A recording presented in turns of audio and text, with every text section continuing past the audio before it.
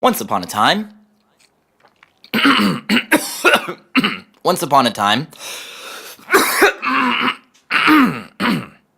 Once upon a time, in a remote Tasmanian trailer park, there was born a baby boy by the name of Nedson Wilbury.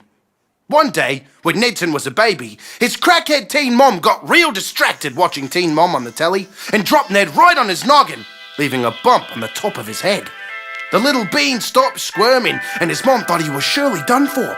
So Mummy brought the tiny bundle to the forest during a terrible storm and left him for dead in a field of pumpkins and wolves. but just then lightning struck, and a cry cut through the night like the siren on a fire truck.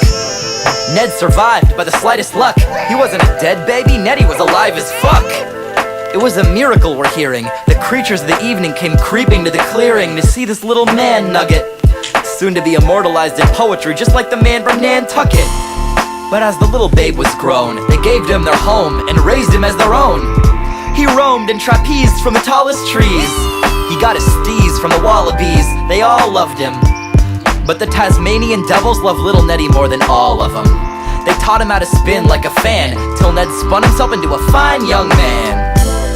But one day, like a sick disease, loggers crept in and chopped the eucalyptus trees. They smushed the cuddly forest creatures, and they turned him into body wash and sneakers.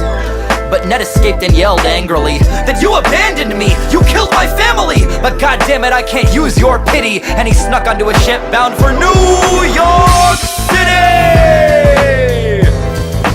Ned's voyage led him to the deepest, darkest, dankest bowels of that ship.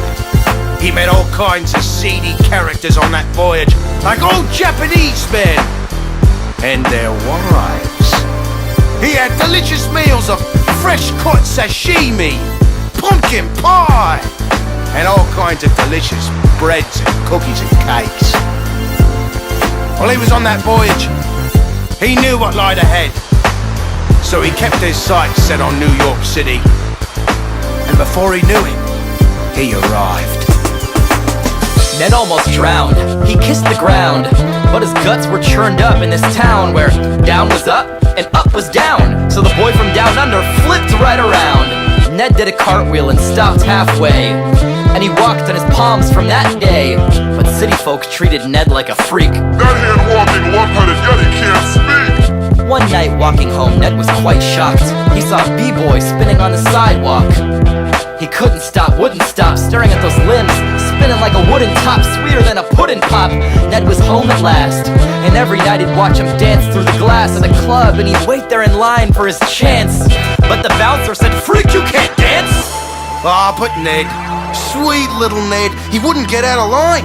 And the bouncer pushed him and pushed him, but to catch his balance, Ned hard-headed, upside down Ned did what Ned did best. He just spun. And he spun. And he spun.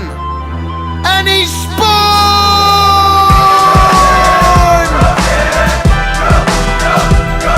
Everyone in the club came out to watch what is now regarded as the greatest fucking head spin of all time.